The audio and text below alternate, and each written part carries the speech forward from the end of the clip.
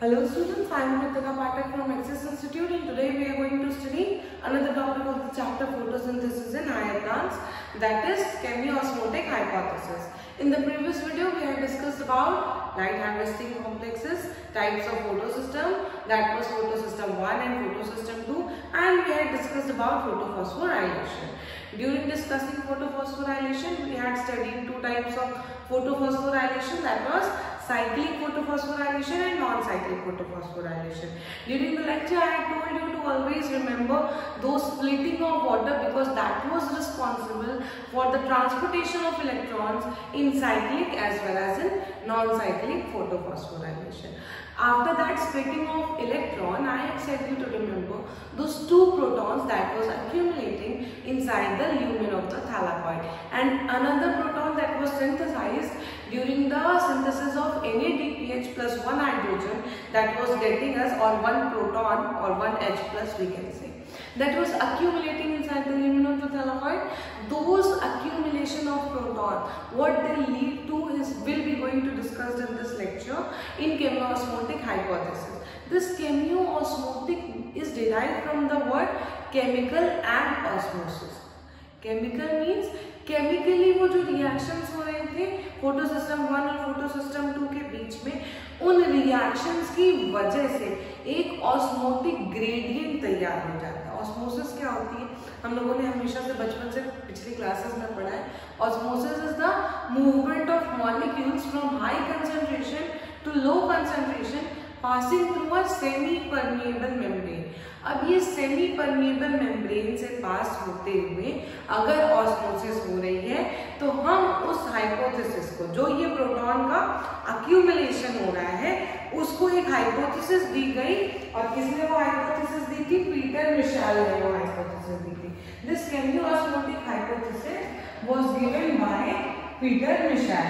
He proposed a theory to explain what those protons after accumulation in the thylakoid of the lumen does.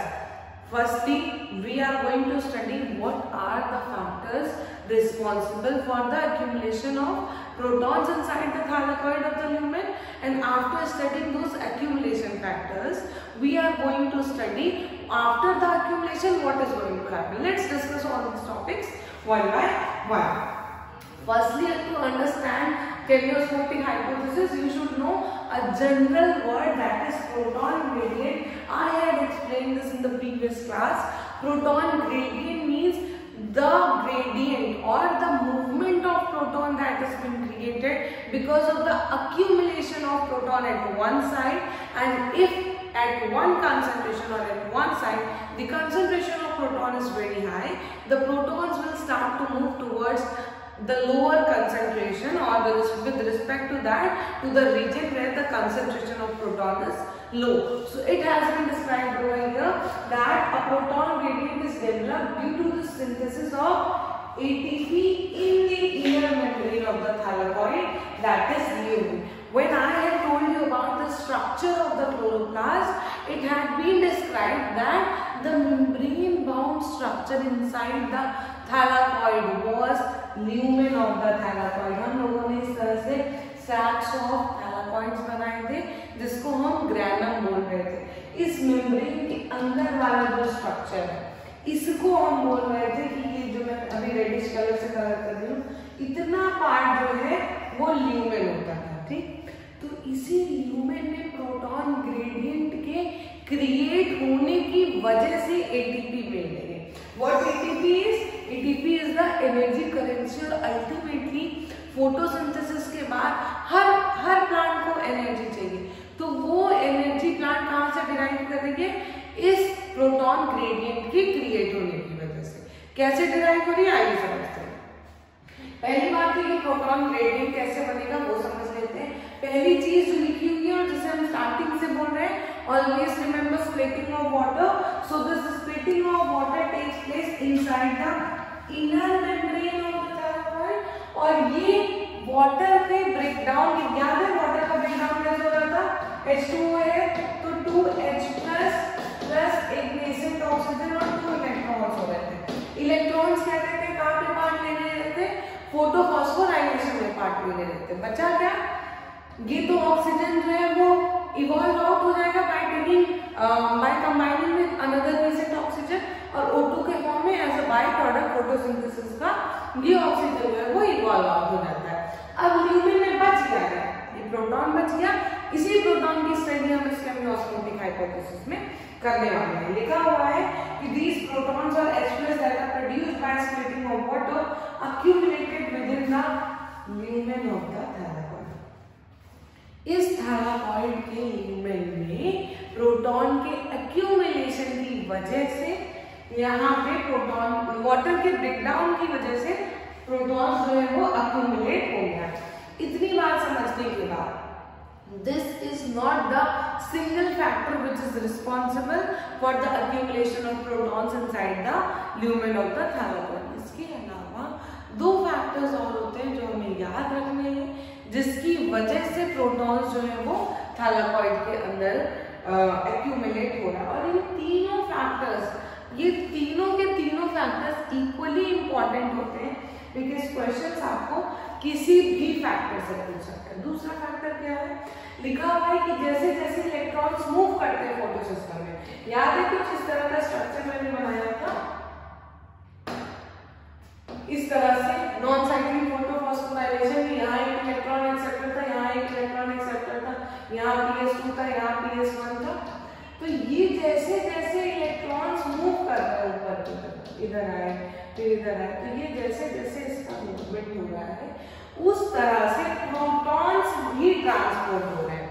क्योंकि ये जो electrons move कर रहे हैं, ये इलेक्ट्रॉन्स अपना मूवमेंट किसी इलेक्ट्रॉन कैरियर को ना दे करके एक प्रोटॉन कैरियर को अपना प्रोटॉन जो है वो ट्रांसपोर्ट कर रहे हैं।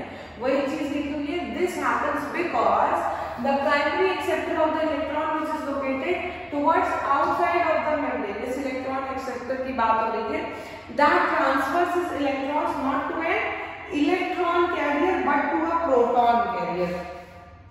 ये अपना इलेक्ट्रॉन इस इलेक्ट्रॉन कैरियर को ना दे करके एक ये इलेक्ट्रॉन एक्सेप्टर, ठीक है, इस इलेक्ट्रॉन एक्सेप्टर ने अपना इलेक्ट्रॉन दिया किसको, एक प्रोटॉन कैरियर को।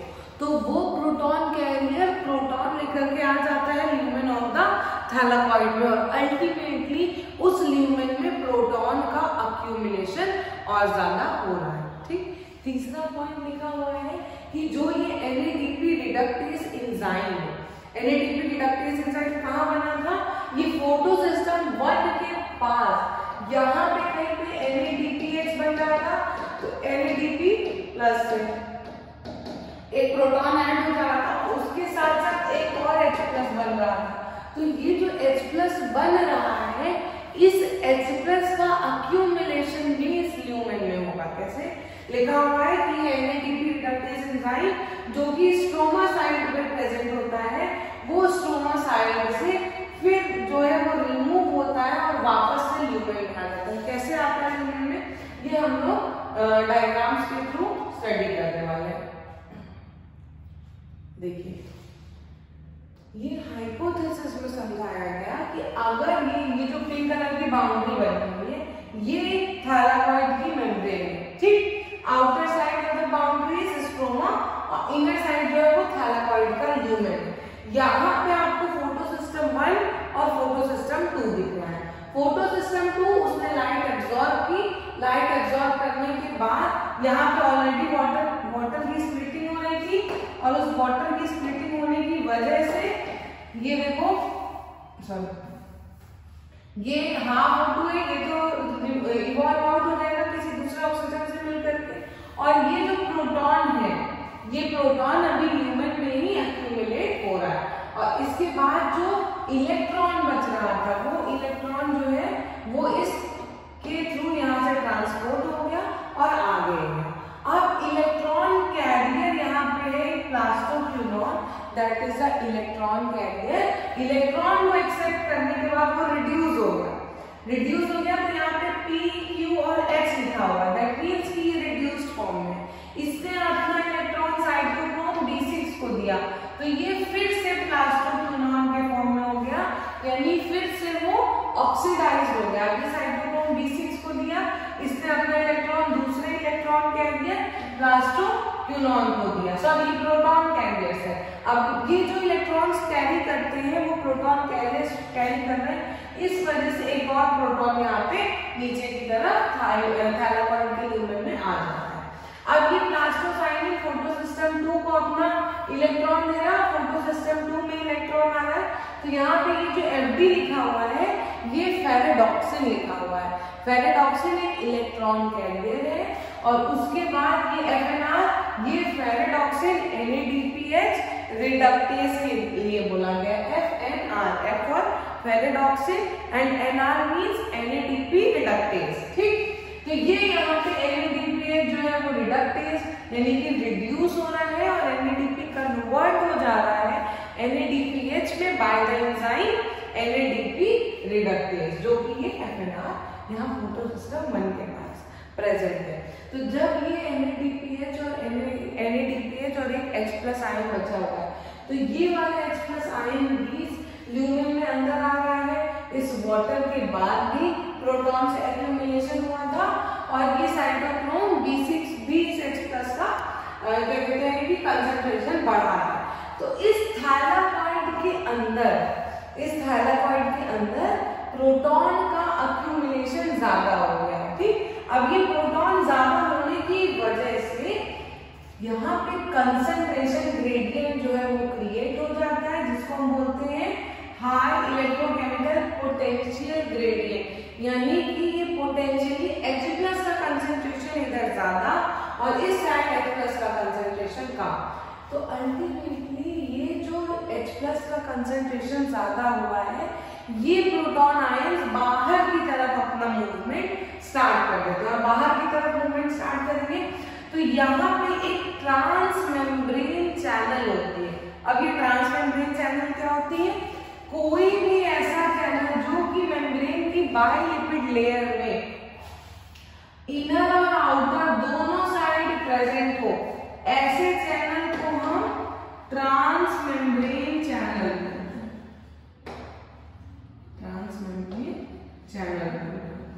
अब ये ट्रांसमेम्ब्रेन चैनल ही ये एटीपी सिंथेज है। इसका नाम क्या है? इसका नाम है एटीपी सिंथेज।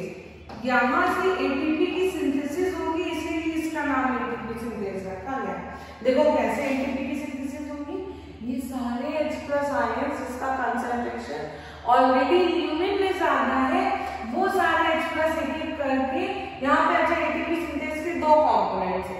ये 2 कंपोनेंट्स आपको याद रखने हैं क्योंकि ये अभी हम फोटोसिंथेसिस इन हायर प्लांट्स में पढ़ रहे हैं और यही CF0 और CF1 को हम रेस्पिरेशन इन प्लांट्स में भी पढ़ेंगे जब हम माइटोकॉन्ड्रिया तक पहुंचेंगे। तो वहां पे भी एटीपी की सिंथेसिस इसी एटीपी सिंथेज की वजह से हो रही है।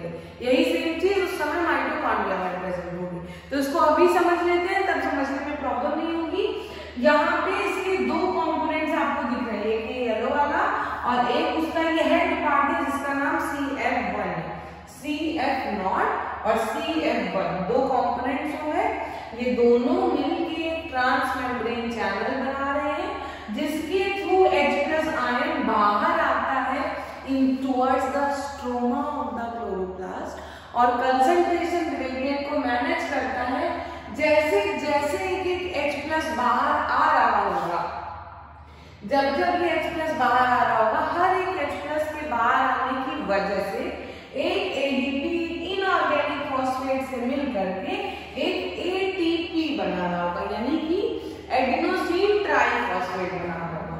डायग्राम बेस्ड क्वेश्चन आपके स्कूल लेवल पे कई बार आते हैं, तो जब आपको डायग्राम बनाना होगा तो बहुत इजीली, जैसे हम लोग क्लोरोप्लास्ट बनाए थे, सेम उसी तरह से सबसे पहले हम एक थैलाकॉइड की ल्यूमेन बना लेंगे और वो डबल मेम्ब्रेन से बाइलिपिड की लेयर है इस तरह से।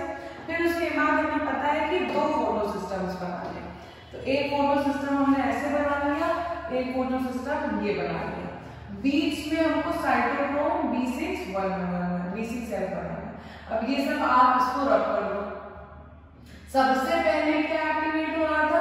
600 नैनोमीटर की वेवलेंथ को एब्जॉर्ब करके फोटो सिस्टम 2 एक्टिवेट हो रहा था।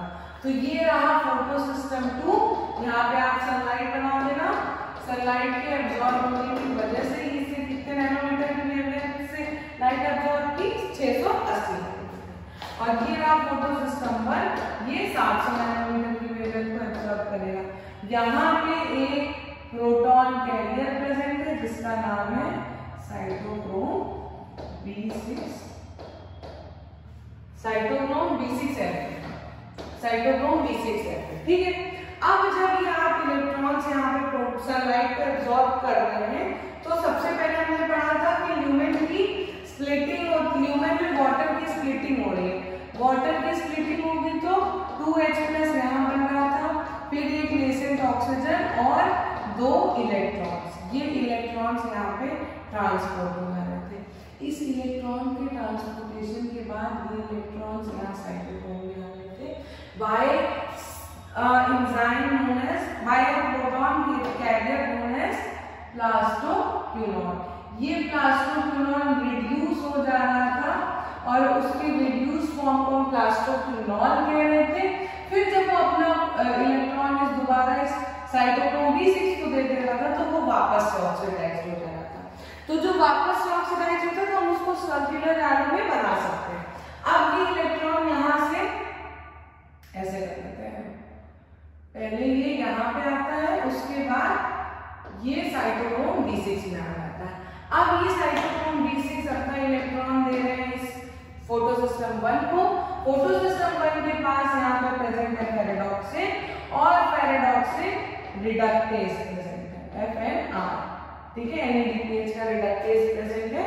तो उसके बाद वहां पे सिंथेसिस हो जा रही है NADPH और एक H+ आएंगी विद NADP+, एक NADP+ से एक NADPH और NADPH+ बन रहा है। इसके बाद जितने प्रोटॉन्स हैं, ये एक अपना इलेक्ट्रॉन कैरी कर रहे थे, यहाँ पे एक प्रोटॉन आया, 2 प्रोटॉन यहाँ पे आ ही चुके हैं।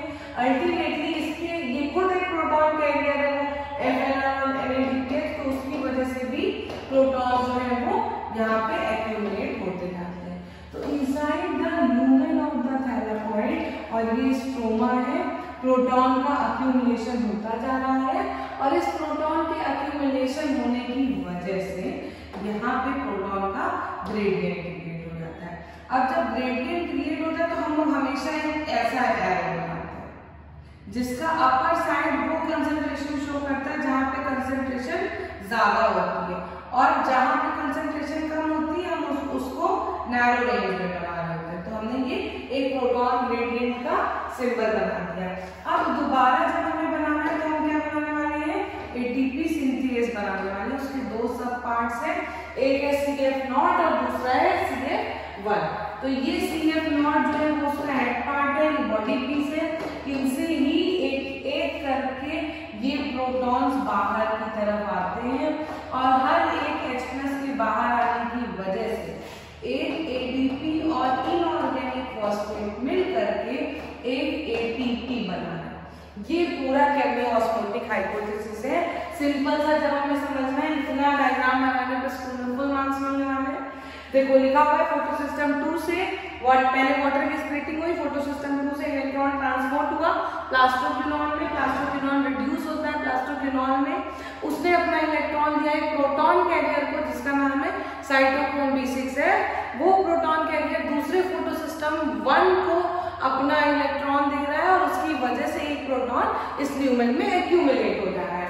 जैसे ही फोटो सिस्टम 1 में ये इलेक्ट्रॉन आते हैं वो इलेक्ट्रॉन अपना NADP रिडक्टेज को दे देता है जिसकी वजह से NADPH और एक और प्रोटॉन बन रहा है। वो सारे प्रोटॉन्स इस ल्यूमेन में एक्यूमुलेट हो जा रहे हैं। ल्यूमेन में प्रोटॉन्स के एक्यूमुलेशन की वजह से proton gradient inside the lumen high हो जाता है जिसकी वजह से ऑस्मोसिस होती है और हाई कंसंट्रेशन से लो कंसंट्रेशन की तरफ ये प्रोटॉन्स मूव करते हैं और हर एक प्रोटॉन के मूवमेंट की वजह से through this transmembrane channel जिसका नाम है ATP सिंथेज, इस ATP synthase transmembrane channel की वजह से एक एक प्रोटॉन बाहर आते हैं और हर एक प्रोटॉन के बाहर आने की वजह से ये एक एक ATP बनती जाती है। This was all about cameo-osmotic hypothesis.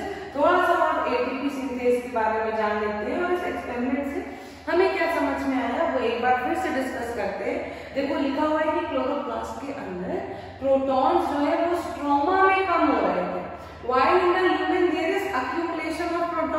यही हमने अभी डायग्राम में देखा। दूसरी चीज लिखी हुई है कि ये जो अक्यूमुलेशन है उसकी वजह से प्रोटॉन का ग्रेडियंट क्रिएट हुआ और ये प्रोटॉन का ग्रेडियंट थैलाकॉइड मेम्ब्रेन से होता हुआ। अच्छा, ये बात पता है कि जितना ज्यादा H+ का कंसेंट्रेशन उतना कम pH होता है। कोई अगर हाईली एसिडिक है तो उसका pH 1 होगा और किसी का pH 6 है तो उसका मतलब वो स्लाइटली एसिडिक है ना। ये बेसिक क्लास 10th का केमिस्ट्री का नॉलेज है। तो वही चीज लिखी हुई है, अगर थैलाकॉइड के ल्यूमेन में H+ का कंसेंट्रेशन ज्यादा यानी कि एसिडिक कंसेंट्रेशन ज्यादा, तो जितना ज्यादा एसिडिक कंसेंट्रेशन, जितना ज्यादा H+ उतना कम pH होता है। वही चीज लिखी हुई है कि decrease in the pH in the lumen because the H+ concentration inside the lumen is increasing। इस बात से इस हाइपोथेसिस का रिजल्ट क्या हुआ, ये जो ये ब्रेकडाउन है, प्रोटॉन ग्रेडियंट एक बार क्रिएट हुआ ल्यूमेन में, उस क्रिएशन के बाद अल्टीमेटली प्लांट क्यों अपना एसिडिक pH मेंटेन करा, तो उसे क्या पड़ेगा, प्रोटॉन्स को एक्यूमुलेट करने की। क्योंकि एक बार अगर प्रोटॉन एक्यूमुलेट हो गए क्लोरोप्लास्ट में तो जैसे ही वो जंगल करके एटीपी सिंथेस से निकलेंगे, तुरंत उनके निकलने से एटीपी सिंथेसाइज हो रही, तो अल्टीमेटली फायदा तो प्लांट को ही हुआ ना। तो प्लांट क्या कर रहा है, प्लांट उस एटीपी की सिंथेसिस कर रहा है जिसकी वजह से, जो कि प्रोटॉन ग्रेडियंट की क्रिएट होने की वजह से हुआ था। तो वही चीज लिखी हुई है, the breakdown of this proton gradients lead to the synthesis of ATP. दूसरे रिजल्ट हमें क्या मिलता है कि ये ग्रेडियंट जब ब्रेक होगा क्योंकि प्रोटॉन जो है वो बाहर की तरफ मूव करना शुरू कर देंगे through a channel of the CF0 of the ATP synthase. तो CF1 CF0 हमने दो पार्ट्स पढ़े। तो उस एटीपी सिंथेस के चैनल से जैसे जैसे प्रोटॉन्स बाहर आएंगे तभी एटीपी की सिंथेसिस होगी। ये एटीपी सिंथेस के बारे में थोड़ा सा और जान लेते हैं ताकि नेक्स्ट चैप्टर में जब हम रेस्पिरेशन प्लांट्स पढ़ेंगे तो बहुत ज्यादा डिटेल में ना पढ़ना पड़े। लिखा हुआ इसके दो पार्ट्स हैं, एक CF0 एक CF1 है। CF0 जो है वो इमिटेड होता है थैलाकॉइड में और CF1 बाहर की तरफ रहता है स्ट्रोमा में। ये थैलाकॉइड में रहता है, that is a transmembrane channel which carries out facilitated diffusion. Diffusion में फैसिलिटेटेड डिफ्यूजन क्या होता है, एक तो नॉर्मल डिफ्यूजन होता है जो कंसंट्रेशन ग्रेडियंट की वजह से होता है, उसको हम सिंपल डिफ्यूजन बोलते हैं। दूसरा होता है फैसिलिटेटेड डिफ्यूजन। फैसिलिटेटेड डिफ्यूजन में क्या होता है, इस डिफ्यूजन के लिए कोई कैरियर प्रेजेंट रहता है, तो यहाँ पे अगर कोई सपोज बिगर मॉलिक्यूल है तो वो बिगर मॉलिक्यूल से बाइंड करता है पहले ये कैरियर और ये इसको ट्रांसपोर्ट कराता है towards another side of the membrane. इस तरह के डिफ्यूजन को हम फैसिलिटेटेड डिफ्यूजन कहते हैं, मगर इसमें किसी भी एनर्जी के इन्वॉल्वमेंट नहीं होता, there is no expenditure of energy. Energy का एक्सपेंडिचर होता है एक्टिव ट्रांसपोर्ट पे, ये फैसिलिटेटेड डिफ्यूजन है। तो वही चीज लिखी हुई है कि ये फैसिलिटेटेड डिफ्यूजन है जिसकी वजह से प्रोटॉन जो है वो मेम्ब्रेन में from the lumen of the membrane towards stroma of the membrane transfer हो रहे हैं और ये CF1 जो है वो बाहर की तरफ आता है जिसकी वजह से स्ट्रोमा जो है उसमें एक एक प्रोटॉन बाहर आ रहा है और एक एक एटीपी की सिंथेसिस हो जा रही है। इसी का ब्रेकडाउन, इस ग्रेडियंट के ब्रेकडाउन की वजह से एनफ एनर्जी आ जाती है एटीपी सिंथेस और CF1 पार्टिकल से जैसे जैसे प्रोटॉन जो है वो एटीपी सिंथेस के CF1 पार्टिकल से बाहर आता है, इनफ एनर्जी आ जाती है और इस एनर्जी की वजह से एटीपी सिंथेसाइज हो रही है जो कि प्लांट्स अपने आगे मेटाबॉलिक प्रोसेसेस में यूज कर रहा है। This was all about chemiosmotic hypothesis given by Peter Mitchell. Thank you for